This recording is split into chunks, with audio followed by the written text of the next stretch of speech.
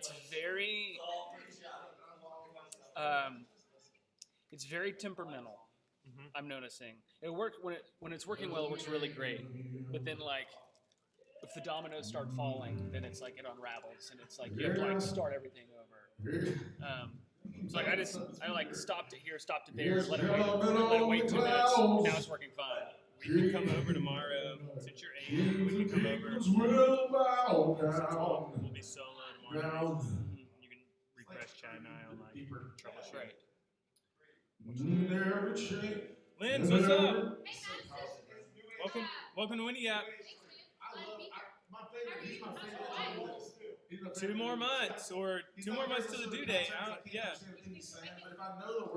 I don't know. I want to do this every Yeah. time. But she's doing great. That's awesome. We're having fun. She's cute. Yeah. She was like, all I want is my face to not get big, and it hasn't. And she's like, that's all I care. Hang on, and it may at the very end. At the very end, but yeah. at that point, Then you're like, hey, it's like whatever. who cares? Like just let me deliver this She child. said that's exactly what she said. She said I've made it the first 7 months without my face looking big. She's like that's all that I care about. I was like, I'm glad it's I'm so over it. the root. Yeah, we can't wait. So When is due date? it's like Halloween. It's like 2 days before Halloween. So yeah, we'll hit 2 months. I guess this weekend. Do you know, like, Little girl. Yeah. So I was pulling for girl, and she was pulling for boy, so it kind of worked out well. Like we knew, it's good when you're not both like dead set on one. So we can't wait. We can't wait. And you got another dog too. Right? Well, that was for her birthday in February, and then she showed me a pregnancy test probably like 8 days later, and then we started a pandemic like a month later. So it was like, Keep piling it was just the adoption was taking forever, and I was like, let's get a dog. I was like, Once it's chaos, exactly. It was kind of like, add to all the chaos.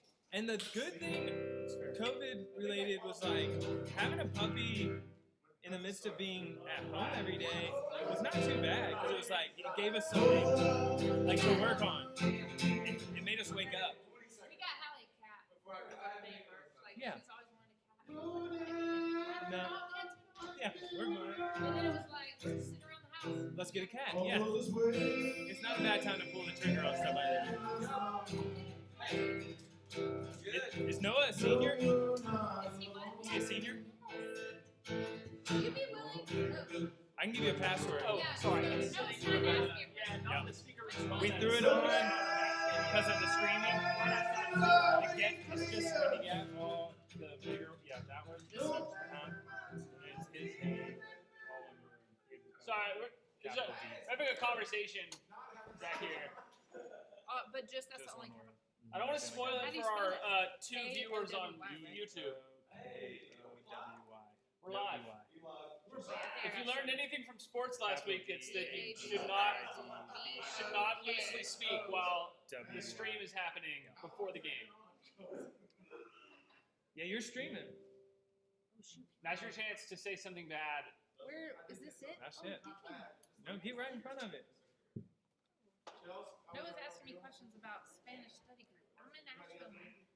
Can it be muted? Is that like, or do you mute the camera? Is that a thing? Yeah, I mean, it can be muted here, probably. I was just curious. That's a good question. More for like when Lindsay says something.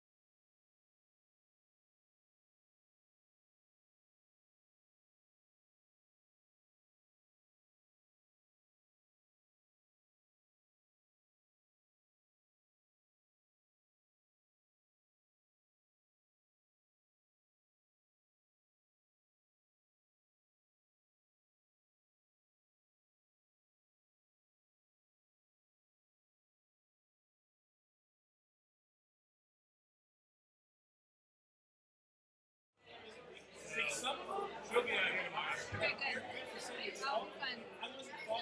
Okay, so like, do you Yeah, Patience gonna run sound on nice. so just like finish out the shift. Y'all go Just home. like, you got it. I'll write the log as like a guest star.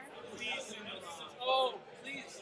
Hey guys, it's me, Pish. I'm back. I'm gonna copy you on the I log. know you fired me once, and then you sent me home because I had coronavirus. But I'm back. But third time's the charm. And I've heard it twice. I didn't get fired the second It's time. just, well, you did, but you were volunteer. Yeah, You can't get fired for a volunteer. that's true. But you can't get coronavirus. I feel like that's worse. Being asked to leave as a volunteer is definitely worse than being fired. I know we're not paying you, but we still would rather you not. No, I will say from personal experience, it was worse to get fired. I really did. Yeah, but I also got evicted and had to leave my Kyle Hamilton friends. worked like 3 days. Seriously, He quarantined forever. when he broke his Then ankle. he broke his ankle, then he worked, and then he got sent home. I was like, This is hard. hey Kyle, I know we gave you like a gift. We're gonna want to spread it Yeah, together. yeah, you didn't work very hard. We're gonna want to get some of this. You get $100. You get 100 of Kyle's. You get 100 of Kyle's. You get 100 of Kyle's. That would have been awesome if we asked him serious. He would have been like, okay. You would have understood. If we went to him serious, Good call. Like, you understood, right? you understand. This has been working like really hard. You haven't Okay, done any of this. right when I got sick, like that first day I started feeling that, I realized that I had worked So it's like, 29 of the past 36 hours. And I was like, that's why I feel bad. Working me like a that's dog. fine. I was like, yeah. It's like, of And course I Kyle feel and Brady bad. were like, I don't think we got it. And I was like, yes, we did. And Brady and Elijah went in quarantine with the AGL because they were like, we don't have it. And everyone's like, did you get They tested? infected, oh my, I like, this is me being honest, I thought to never speak to either one of them again because they made me so mad. I was like, you guys being so irresponsible. Like, you live with 3 people who have tested positive. You need to quarantine yourself. So, I've decided never to speak to them again. They went to quarantine, but I feel like it was to get away from y'all. Not because they might Because have they're it, awesome. because they don't want to get it from you. I'm like, no. You can live in town. Also, everyone at camp has it. I was making a lunch last night with Brittany. She came with Tom's family, and she was like, yeah, I got coronavirus when I got home. Were you sick? And I was like, yeah, I got it. She was like, okay, so it's you, me, Tonka, and his wife, and one work staff person, and that's all? And I was like, no. Yeah, I was like, there's a couple more than that. And she was like, really? I was like, yeah. I was like, it's safe to say there's more than 5 of us who are sick. I was like, dear God. What a mess. We're survivors. Here's a glass of tasteless liquid. Hey, everything tastes like water. No, it doesn't. You know, what I it's can like a like, new liquid. well, I can like super tell like the different thicknesses of drinks. I'm a super I taster hope now. I've never. All right, y'all, I've come on learned in a lot. and I've have a learned a lot. seat. Okay, so I'm like, Actually, come on in and have a stand. Come on in and have a stand in a space that is your own.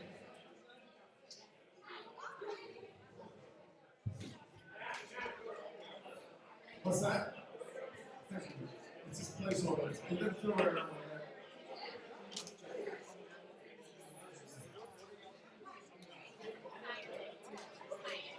Hey y'all, I'm Matt. I'm staff in Asheville. For those who don't know me, this is Lindsay. I'm staff in Goldsboro. This is Nathan. I'm staff in Asheville as well. Hey, all right. So before we start singing and all that, I don't know kind of where y'all are coming off this last 5 months or heading into whatever the next couple months are going to look like. I don't know where you are. Thank you. You okay?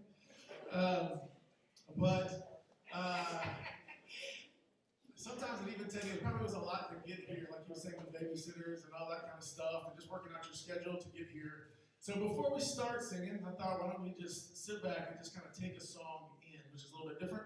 So you can stand back. I would love for you just to kind of stay standing. We're going to play a song that is old school.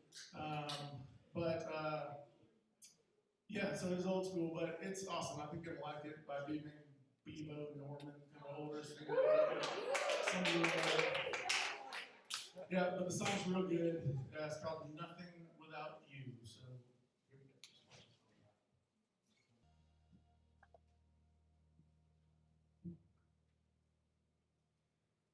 I don't know if y'all read the Psalms or not, but they're really good for me because I don't really know what I'm thinking or feeling a lot of times. And songs like that kind of help me, and this kind of helps me too, singing like this. So I don't know where you are or how you're feeling or whatever, but I don't know. Let's just kind of sing out hope for Him within us. Maybe feel super distant from Him, or maybe feel tight with Him right now, but just sing out. Allow yourself to sing out and trust that the Spirit that fully lives in you, all of Him, all of God that fully lives in you and me. Let's just trust along the way that He's with us and near and in us and continues to want to bring us to Him. So we're going to sing a couple songs here. Let's do that. Can't do it. It's up to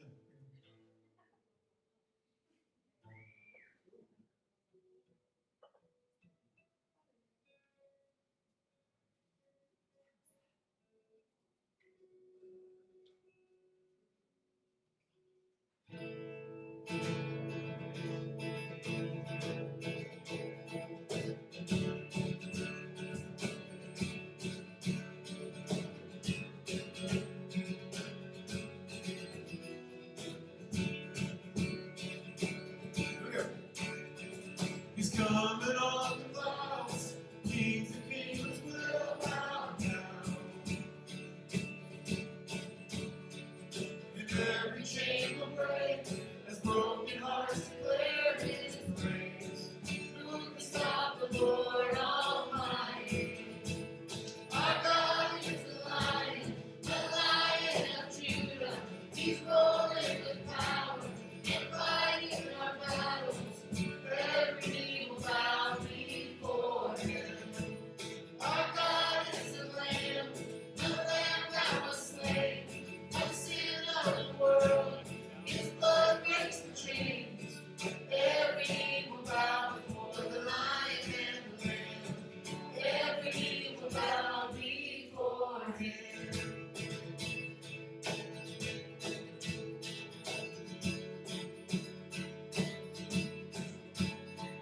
So open up the gates, make way before the kingdom.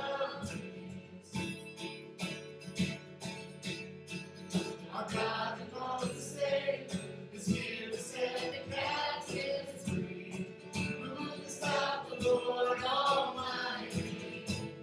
Our God is a Lion of Judah. He's roaring with power and fighting our battles. Every knee will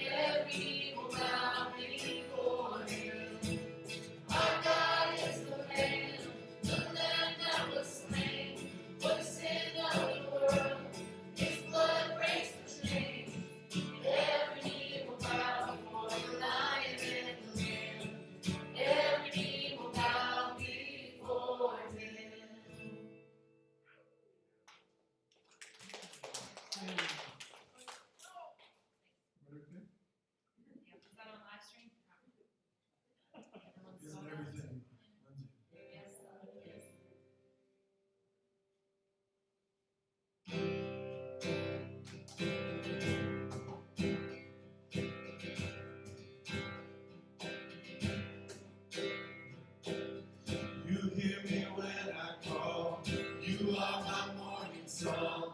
The darkness fills the night.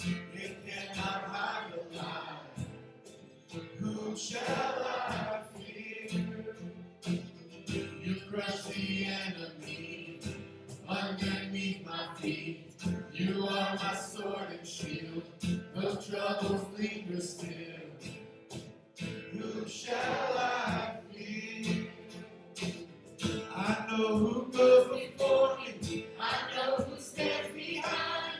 The God of angel armies is always by my side. The one who reigns forever. He is a friend of mine. The God of angel armies is always by my side.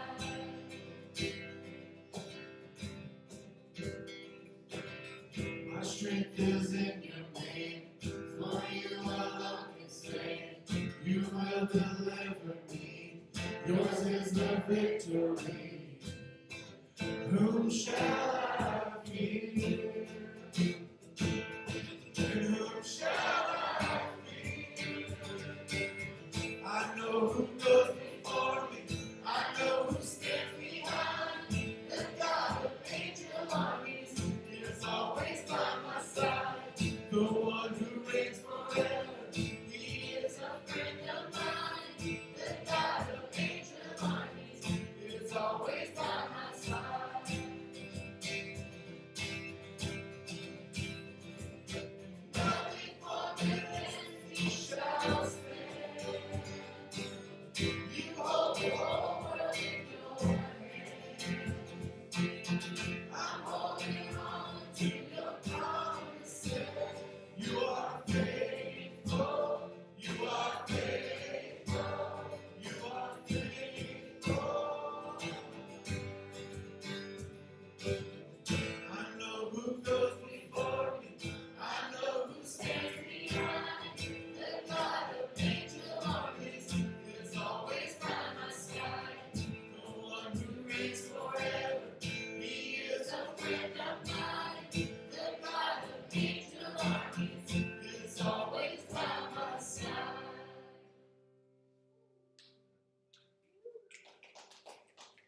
Everyone, we're going to stop here for a second and pray for a few minutes. So if you have anything at all, go for it. We'll stop for just a few minutes. If you want to pray, it's yours, and we'll start singing in a little bit. We've all done this before. Here we go.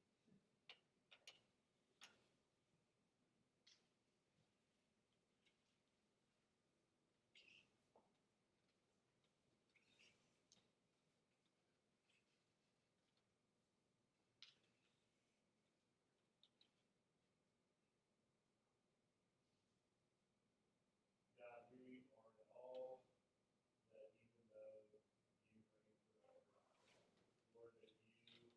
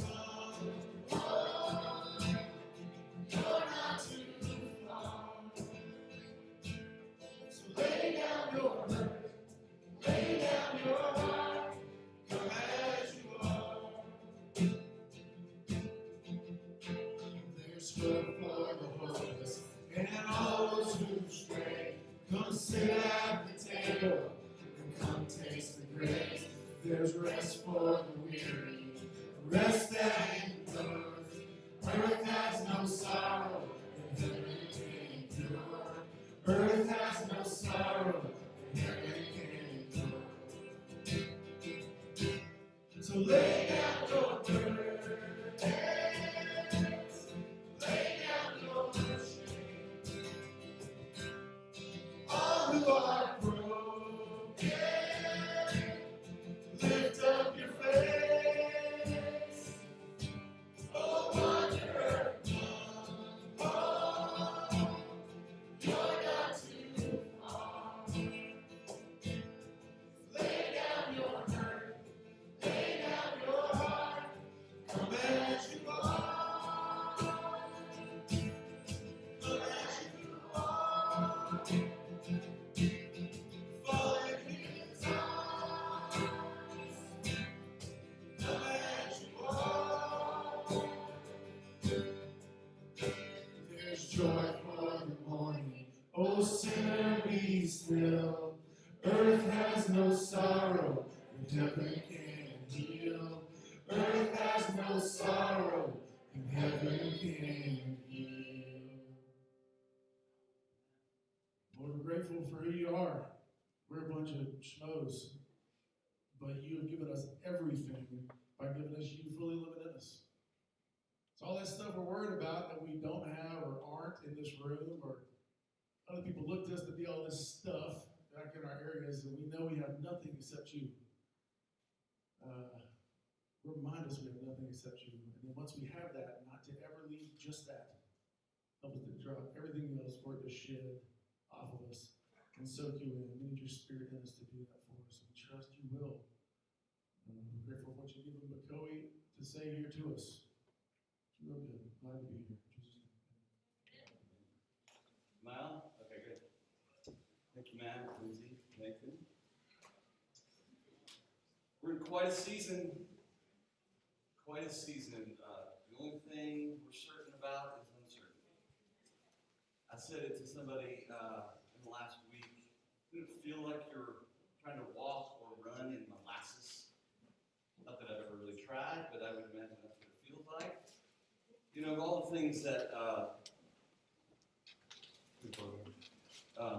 all the things that still got to happen this summer were some swim meets, right? There didn't seem to be a whole lot of social distancing around the swimming pools. But it's like now, especially now, it's August, and it's just like, okay, it's time to go, let's go, let's go. And you head to the swim meet, and it's like, okay, now tread water. Just tread water for however long you can. Not much of a swim meet, but it feels like that's what we're doing, just kind of keeping our head above water. I'm sure questions have popped into your head. How long is this going to go on? I told you I don't have any answers. What is going to happen? What are we going to be able to do? It probably ran through your head, am I even going to have a job? I said earlier, fatigue, frustration, fear, confusion. I'm not trying to project any of that on you. Like, you may be all in and fired up about something new. I love how Lindsay just prayed. But you may not be. And I just want to give you the freedom just to be who you are, be where you are, and just embrace that, because I think the Lord will use that. But I am right there as a fellow traveler, a little weary. I mean, the McCoy family is in a tender spot. Excited about the new role, the new job. But this summer, we sold our house of 15 years. On Monday, we moved to Raleigh. And had a nice little green committee that helped us move, but we spent the next 4 days barely feeling like we know anybody. And we're about to enter into the empty nesting phase, hopefully, if our son goes away to school. He's already enrolled in Clemson, and he's hoping to go. And he probably will for a little while, but we'll see how long that lasts. There's just so much going on. There's just a lot of, if I'm honest, it's just a little disoriented. A lot of transition a lot of change. And that's what I have going on, but then you have all of the stuff that you are trying to figure out. It's all swirling about, we all know. This might be helpful. Can you put that picture up there? So in the middle of the packing, I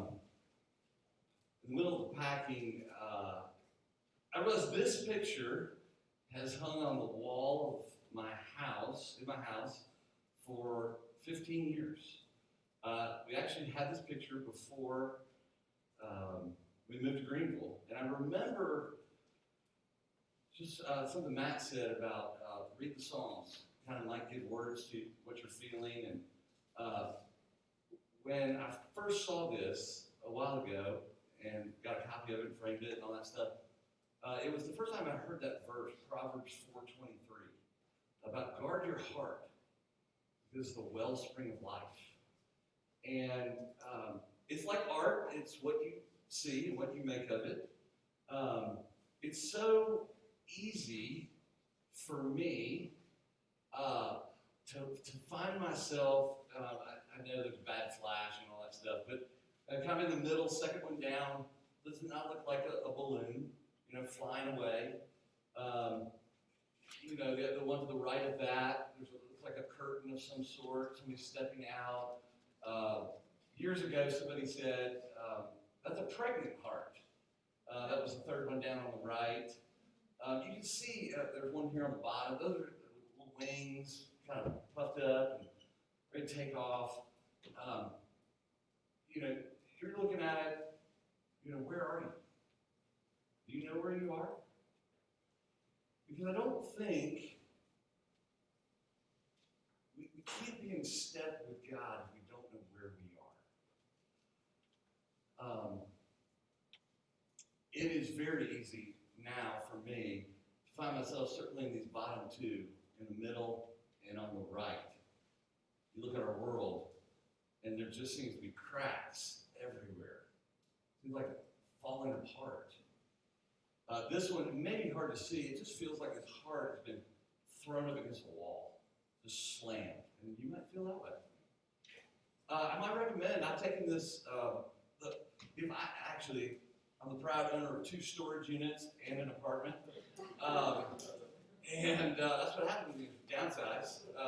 Hopefully we'll drop a storage unit here pretty soon. I wish I could have brought this with me. I don't know where it is. I know I still have it. But I've taken this on assignments with the assignment team.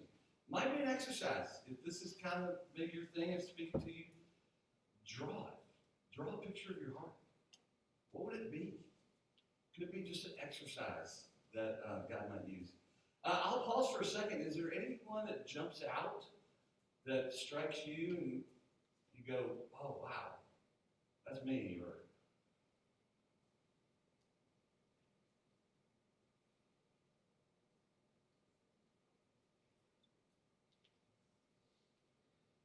hard to see. Anybody? Yeah. Say, I guess, the one, the puzzle piece one. Yeah. You know. Oh, no, those things on the right. Yeah. Yeah, puzzle piece. Or down there. What does it say to you? My brother just moved to Belgium, with his girlfriend, after getting divorced after 6 months of marriage. So I talked to him one time since he left, and it's been part of that. So I feel like he's needs nothing. Sure. Absolutely. Top left, David. Top left. Talk to me. Not because I'm in love. I am in love. That's not what I was thinking. I feel like I've been pierced a little bit lately. Okay. Yeah. I know the flash is in a terrible place. That one in the middle up top, I always thought was like a little bomb that was about to explode. You go, what's on that one too?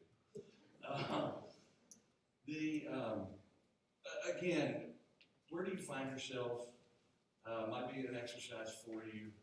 How can we be in step with God? How can we don't know where we are, if we don't know what God is doing in our own heart and our own soul. Hey, tonight I want to kind of take you into the book of Luke, where I've been spending some time. And I know it's as simple as this. The pandemic broke, and it was just like healing, right? We need a healing deal here. So I just went, Luke's a doctor. I should read Luke. It was that simple. Don't exactly remember when I started. I'm only in chapter 7. So I really slowed down, and it really was my effort to look into the eyes of Jesus and have him look into me and speak to me. And there's some great things, highlights, of course, in Scripture all along. I shared this with the staff associates. Chapter 3, the baptism of Jesus, such a great picture of our identity. God the Father says, "This is my Son, whom I love. With him I am well pleased."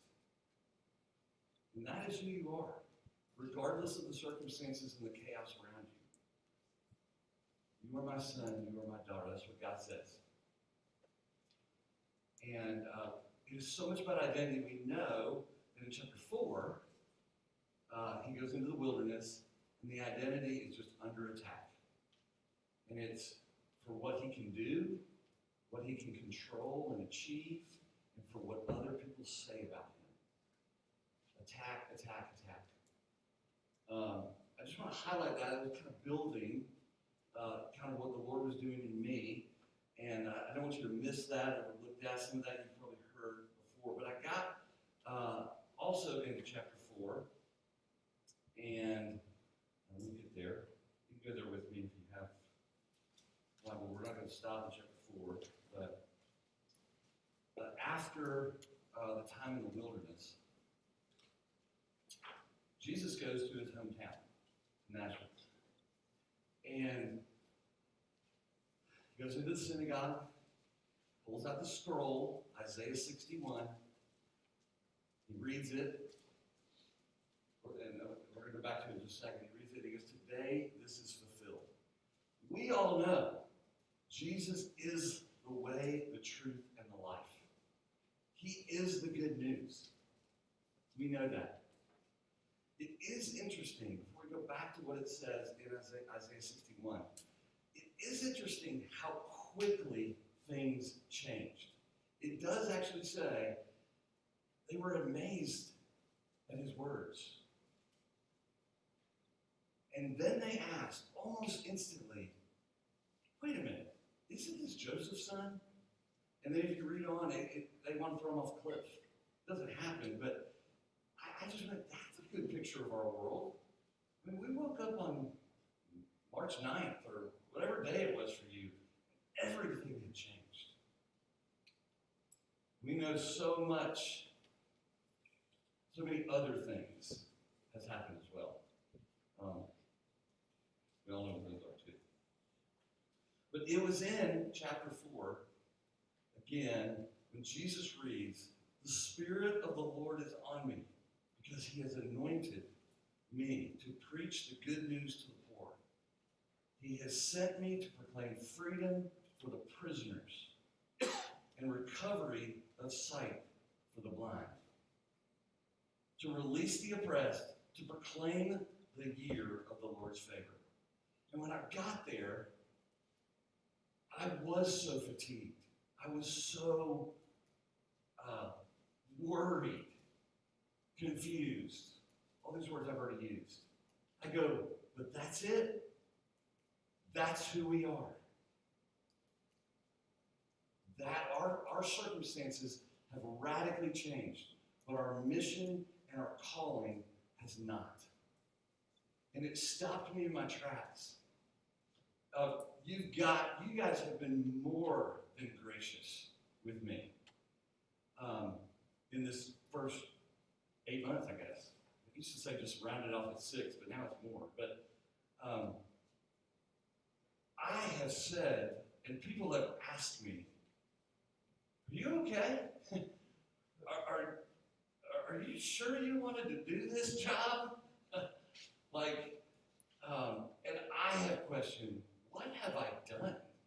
What have I said yes to? This was one of the places God took me to and said, this is what we're about. We are for the lost. You are so close to kids. You know they are spiritually bankrupt. They are poor. They have nowhere else to turn.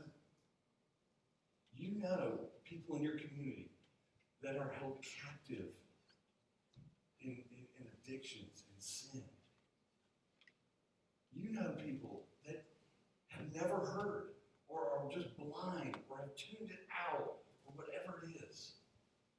And they need to know the truth.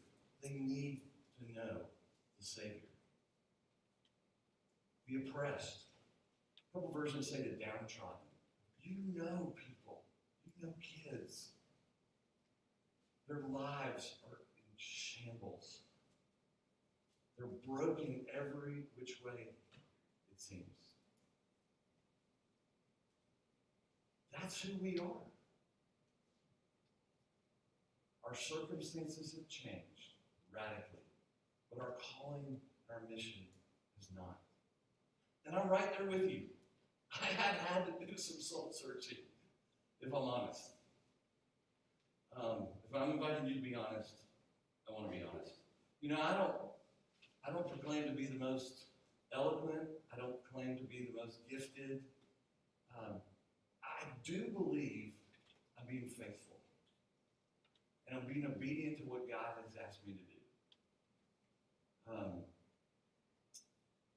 We're going to continue on, and I want you to know, as I've wrestled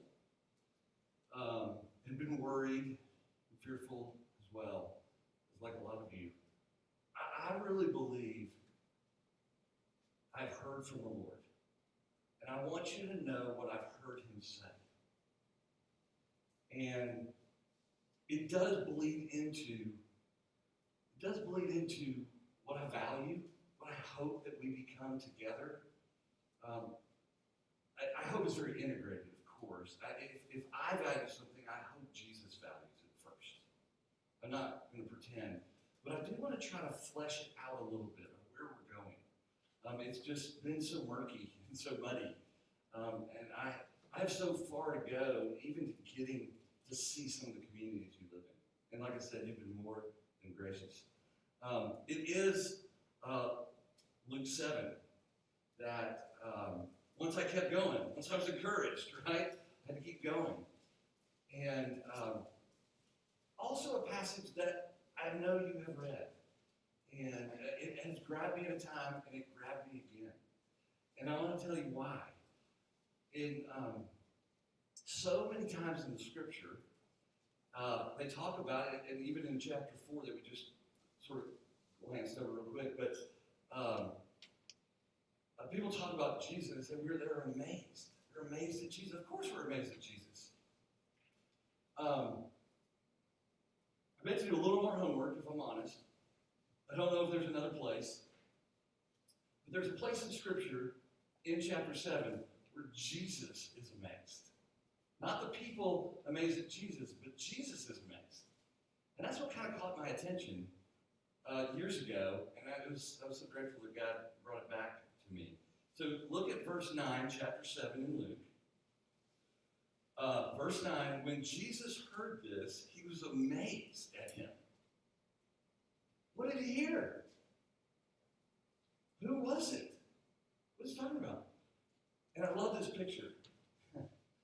He hears this about a person, and then he turns to the crowd. And he says, I have not seen faith, such great faith in all of Israel. Whoa! They're bold words from Jesus. I have the red letter version of the Bible, so it's in red, so we should pay attention to that. But I just think something's going on, and he turns to this crowd. He goes, I'm amazed. So, before we go there, Go back to the beginning, also in red in my Bible. It's okay, we don't have a red letter. But before the start of chapter 7, there is the blessing and the woes. Just look at the subheading. Love for enemies, judging others, a tree and fruit, the wise and foolish builders. Those are all sermons for another day. However, Jesus' words, and it says, verse 1, when Jesus had finished saying all this, in the hearing of the people, he entered Capernaum. So he said all this. It is an illustration, it's this life illustration right before the eyes of the people. And I think what also grabs me is John 6:29 says, the work of God is this, to believe in the one he has sent. The work of God is this, to believe in the one he sent. To believe, to have faith, to put your trust, to put your weight on Jesus. That's all we have. The times are uncertain. All we have is Jesus. And so it's that faith, it's that trust in action. It is a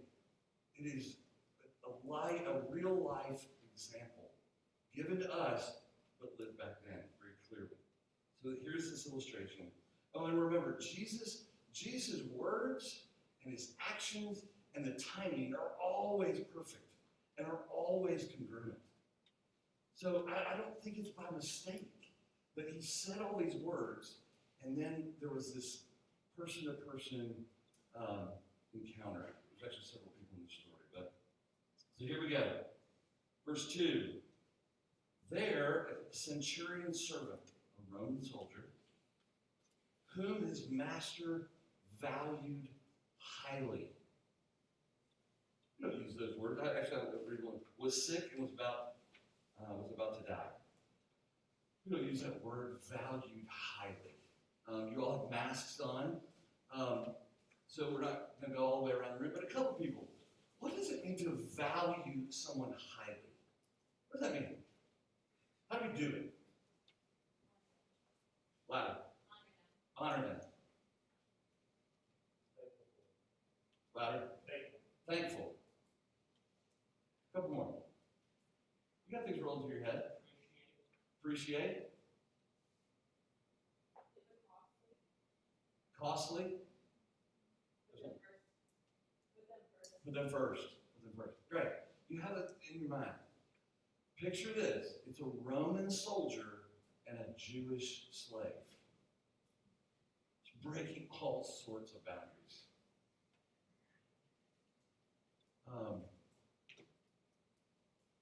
Again, we don't use these words, and we live it out better than most. Certainly not perfectly. When you look around our world, the fallenness is on display everywhere you look. Certainly in a political or election year. But these issues of racial injustice, the battle that seems to be under sexual orientation. We're going to get here a little bit tomorrow about, look at the room that we're in.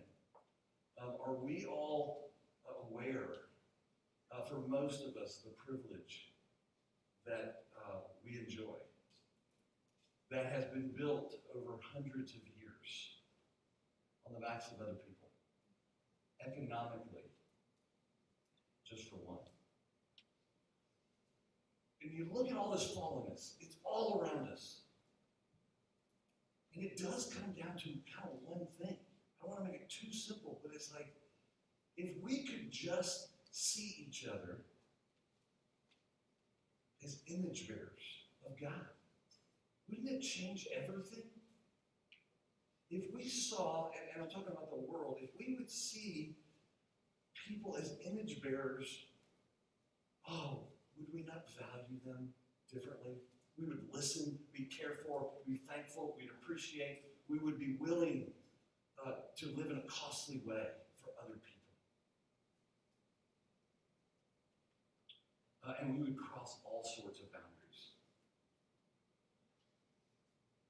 value highly. Remember the context. Let's keep reading. The centurion heard of Jesus and sent some elders of the Jews to him, asking him to come and heal his servant. Again, just driving home, the soldier knew the elders of the Jewish people at that time, and he didn't actually go to Jesus himself to see what happens a little bit later. He didn't go, he asked them to go. And it says, when they came to Jesus, these were the elders of Jews, they pleaded earnestly with him. They begged Jesus on behalf of the soldier, the centurion. This man deserves to have you do this. He loves our nation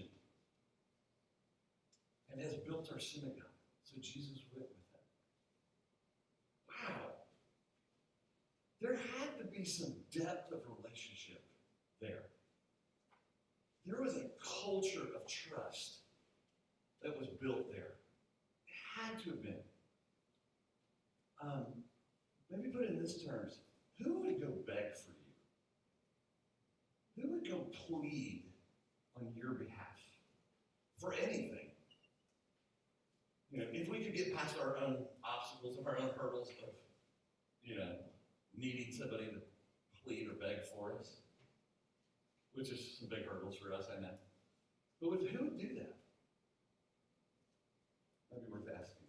I love the credibility he had. Oh, he helped build our synagogue with us. There was a trust, it was built in credibility, there was a depth of relationship. He was not far from the home when the centurion sent friends. Jesus hadn't made it there, and he sent some more people. I thought soldiers were all supposed to be a bunch of brutes. He sent friends and said, Lord, there's a move there. He heard about Jesus, and now he's through people, but we don't know that much about soldiers. Lord, tell him Lord. Don't trouble yourself, for I do not deserve to have you come under my roof. I do not deserve to have you come under my roof. I look at this and I go, he knew his limits. He knew who he was. He was very self-aware. He probably was aware of things in his past and the changes that was going on with him.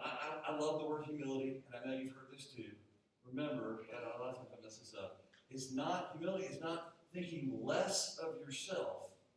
It's thinking of yourself less. We mess that up all the time. You find yourself on the Enneagram, and you'll figure out which ones we just like to think of ourselves less. I think the only place I feel like I'm stretching here, I feel like this guy, he's on the path to wholeness. He knew his limits, he sent some people, and then he eventually calls him Lord through other people and goes, I do not deserve you to come under my roof. There's something stirring him. And then he also says, say the word, my servant will be healed. Verse 8, for I am a man under authority, with soldiers under me. I tell this one to go, and he goes, and that one come, and he comes. I say to my servant, do this, and he does it. He's a man under authority. He's obedient. It's another I statement. I am not worthy. I am a man under authority. I do hope as we read this, we realize that we are under God's authority. He has called you. Again, the circumstances are radically different. There's chaos in a lot of different directions. But our mission and our calling has not changed. But you are not alone. It's why we needed to be here together, to remind each other and to encourage each other. A man under authority. So after that, Jesus does the whole thing, right? He does it all the way through. Those last words is when he says, when Jesus heard this, he was amazed at him. He was amazed at the whole story. And he turns to the crowd and says, I tell you, I have not found such faith, such great faith even in Israel. I have not seen such trust, belief, action coming out of faith. It is faith in action that amazed him. Again, valuing people, depth of relationship, walking with humility, and living under authority. But what does this mean for us? This is where I want to make it a little practical. I know that, one, we're a new region. What are we going to be known for? It's still to come. That's the exciting part. Again, things I value will come out in some of this, but we're going to do this together. We're going to figure it out together. I know in your areas, when you're starting to think about, and I know the fall's already going, but remember, we were going to be like 2 weeks earlier or whatever, but you're figuring some things out. I know you're simplifying, right? And like I said, I want to, I know I can't, take all of the fallenness of the world and simplify it down to, if we would just see each other as image bearers. We'll go a long way. Probably won't solve everything. But I do want to try to give us some tracks to run on and what it means to be a part of this region right now. And there'll be 3 simple words. Again, it will be complicated and it will be messy and there will be growing pains, but here we go. This is what I heard the Lord say. Trust. You can say, well, heck yeah. Right now, here's how we're going to trust. Of course, it's Jesus. First and foremost, we have to trust in Jesus. My number one question to you will be, in the midst of the things we handle, will be, are you growing in Jesus? Are you connected to Jesus? What is he doing? How is he growing you? I hope we are known as people who trust Jesus. And out of that, all of the actions or the behaviors, the accomplishments come from. It's about trusting Jesus. We're going to trust one another. I want us to believe always the best in each other. I want to challenge you to eliminate some of the comparison and the expectations. I want us to be a family, to believe the best in each other. Transparency is such a buzzword. I'd like to say this. I want us to be safe with each other. I want us to be able to have honest, adult, robust conversations. Steph says it, Joe. If we can't have awkward conversations with each other, then we're not trusting each other. We can't be family. I want us to value who we are and who each other are before whatever we do. And I want us to trust our authority. And I would say our Young Life authority. I am the outsider. I have not lived in North Carolina in 20 years.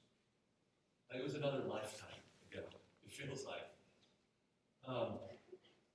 There is some incredible senior leadership in this region that I'm so glad to partner with. As an outsider, I have sensed an undercurrent that I want to call out and say that we are going to trust the mission authority of Young Life. I think a lot of times it's simple things. They're not terrible stuff, but it's like, I wish the people at the service center understood what field staff had to deal with. Or, man, that would have been really helpful, but 6 months ago. Or things like that. They're all somewhat innocent things. But I think there's a little bit of an undercurrent that I want to challenge us on, that we would trust and trust our authority in that. Our mission authority, and this is not about me. I'm really talking about people above me. Because I want to do it with you. I want to trust where our mission is going. And at times that'll be hard. But I believe God's calling us to it. To trust Jesus, trust one another, and trust our authority. Number 2, develop. Trust and develop the whole person. Not just a job. Not just a responsibility. Not a list of responsibilities. I bled into this already, but that we would be growing in our self-awareness. We would understand our stories and the impact it has on how we lead people. Again, adult conversations, safe. I want conversations about tricky things, salary, moves, hiring and firing, really important things.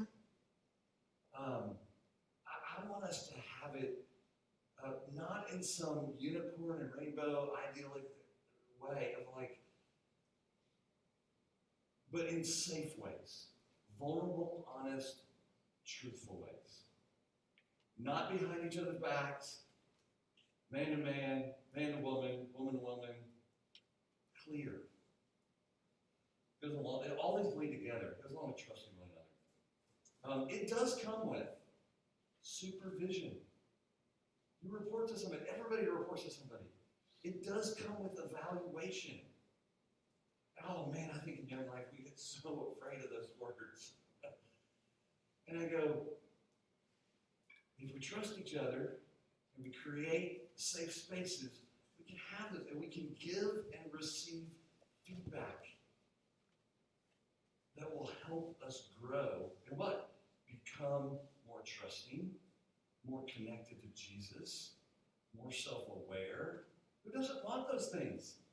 They're going to come from people in this room, and they're going to come from people that will supervise you. Let's welcome that. That's a way to develop. Second one, the partnership with the local committee. I'm not making a judgment on that. I am passionate about your partnership with the local committee. You want to develop your area, the committee's got to be part of it. In a way, and I know we're all in different places, there are folks that are younger, that the committee, everybody on the committee is older than you.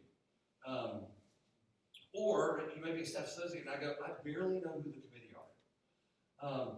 Or you might be older on staff, and you go, they look at you and they go, they're the expert. I'll go wherever you want.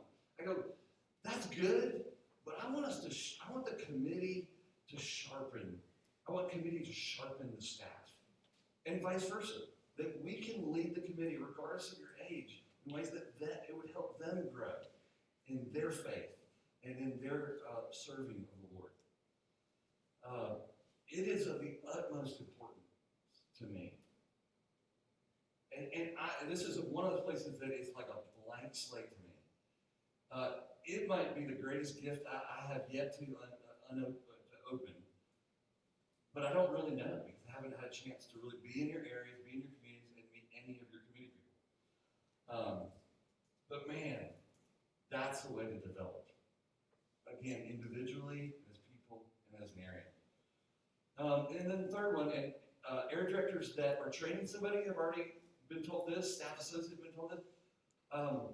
Everyone's a trainer, but we're going to kind of update or revise the training model.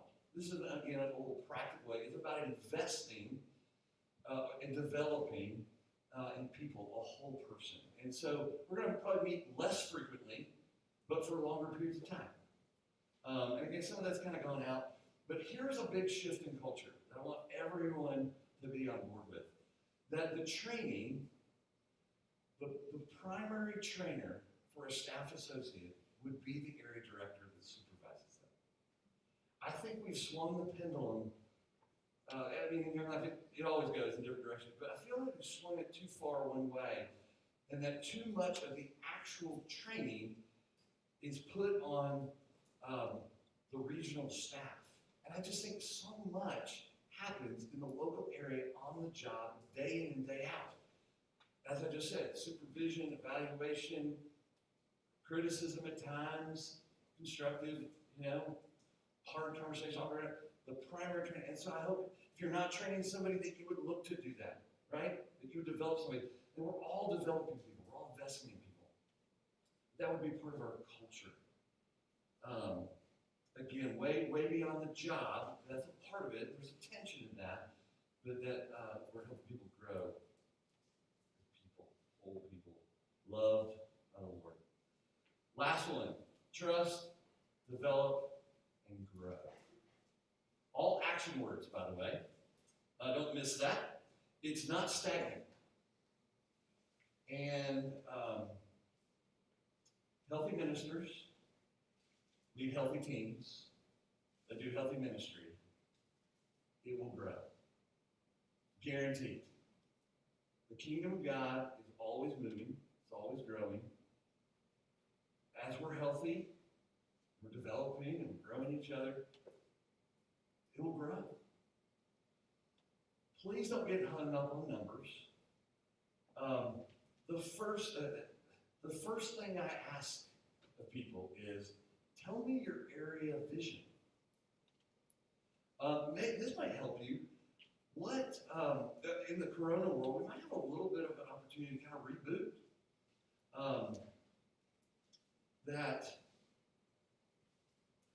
Ask this question, is your area growing to reflect your community? And is there some refining that God wants to do? That's what I mean by growing. I think we get scared of numbers along the way. I think numbers tell us something, but they don't tell the whole story.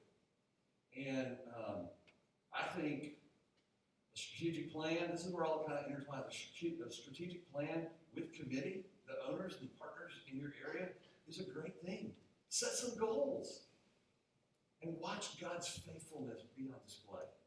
That goes along with supervision evaluation. One of the first meetings I had with some of the senior staff, a couple of folks looked at me and said, we want to lead.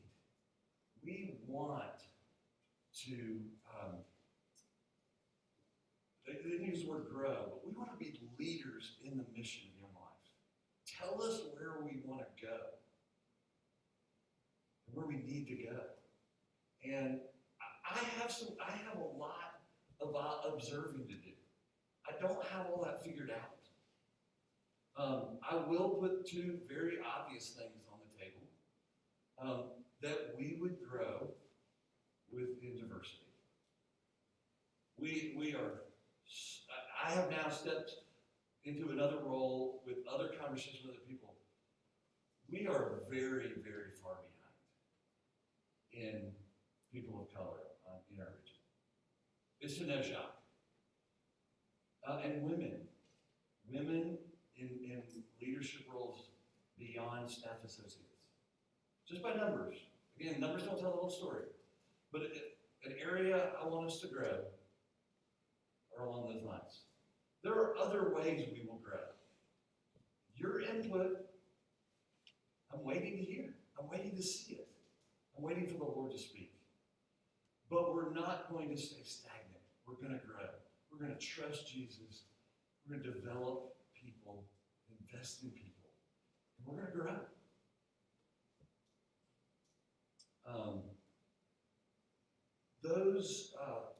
Those are, again, a simplification.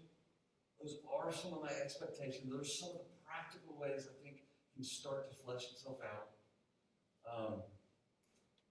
And I think Jesus would be right in step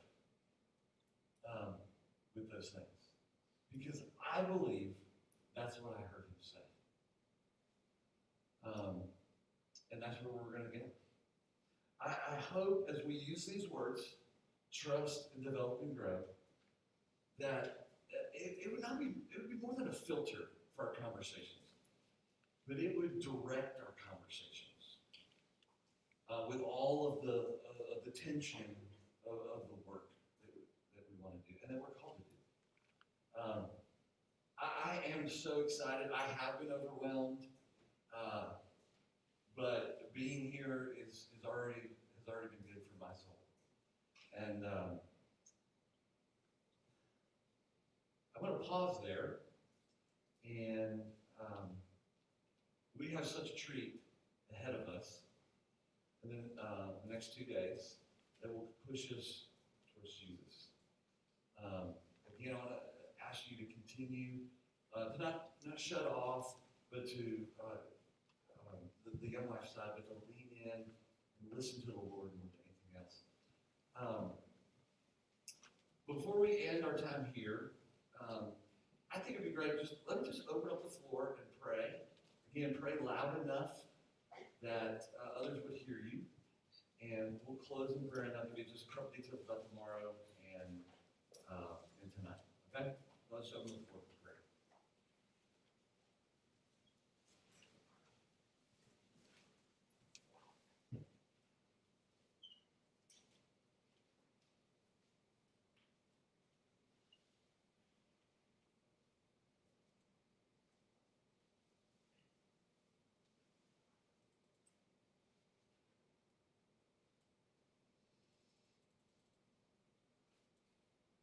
Lord, give us wisdom. Lord, I thank you for vision and a way forward. And I thank you that each and every one of us in this room are a work in progress, and that we will never arrive. And so I just pray that as we're here this week, that we would just be looking for ways to grow and ways to develop and to trust you more, and that we would lean into that wholeheartedly with all that we are, growing more into who you created us to be.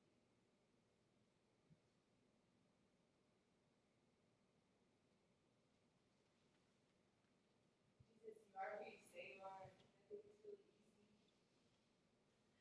say all these things to Jesus and to believe it for them, and so much harder to believe it for ourselves.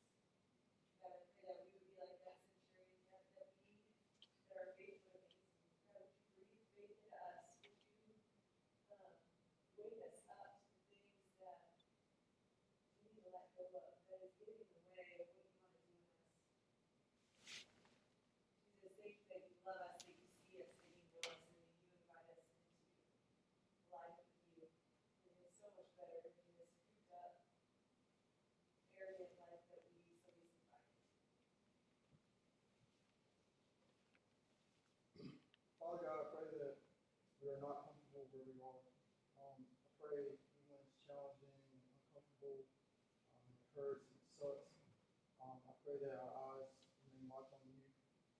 I pray that we allow ourselves, I pray that we give others grace, and I pray that we give ourselves grace in this wrong to get through it. Lord, we rejoice in our afflictions, because we know that affliction produces endurance. Endurance produces proven character. Proven character produces hope. This hope does not disappoint, because your love has been poured out in our hearts through the Holy Spirit who is given. Jesus, I pray that we in this room may have strength and comfort with all the other saints, with breadth and length, height and depth, and to know the love of Christ that surpasses knowledge, that we may be filled with all the fullness of you.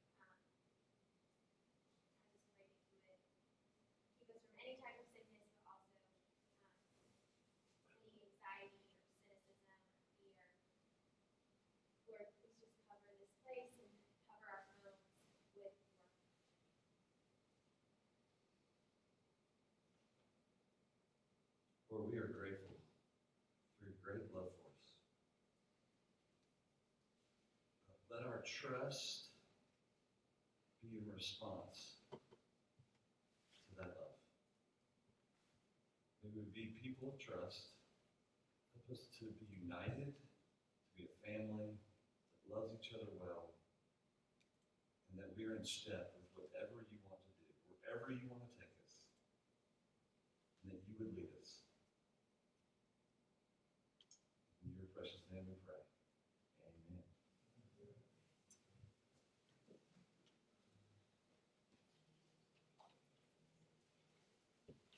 Hey, thanks. Even from the very get-go of listening to Matt in the dining hall, back into here, thanks for just going with the protocols. I really do appreciate it. I know it's not what we want, but hey, breakfast is at 8:30, and the club will be at 9:15 in here. Ty will be setting up some time with the Lord. It's on the schedule. So don't feel like you have to do that on the front end, and actually come expecting to go, okay, I'm going to go spend some intentional time with Jesus that he'll set up. As always, the Sippy is open on the region. So have at it. We may have been divided in half, but we're not crazy. You know, we may have left half the resources, but we're not crazy.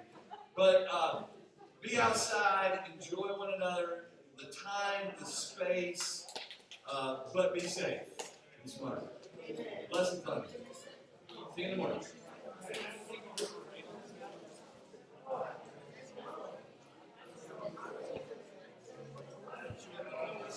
What is the Wi-Fi password? Yes. I'm about to go turn it on. It's we were streaming this while it was streaming out, so it'll be gone in 20 minutes. But for now, it's just David McCovey, the capital D. Oh, really? You set up a new one. I just threw it on there. This the WI.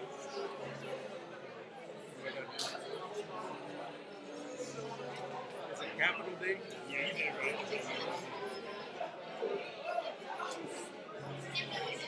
D.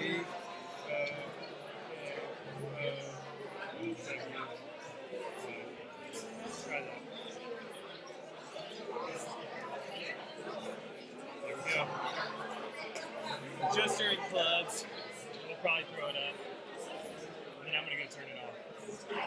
You're going to turn The lock, the password need, so people can, so everybody can jump on. We put one on tonight. This was dropping out. People watching it. It was sorting out. Yeah. So we just put it on for fun. I do too. We have a few groups who ask us. do it. Yeah, I think Do it so. here. Yeah, I think we will. Thank you.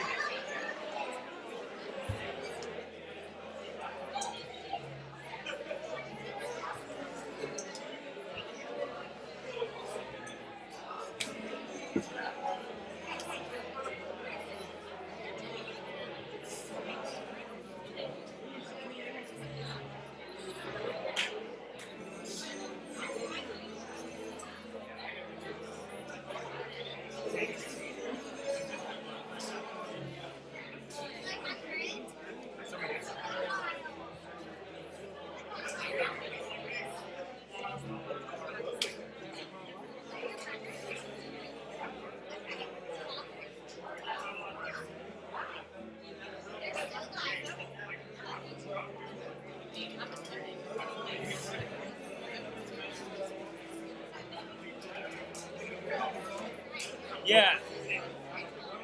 It seems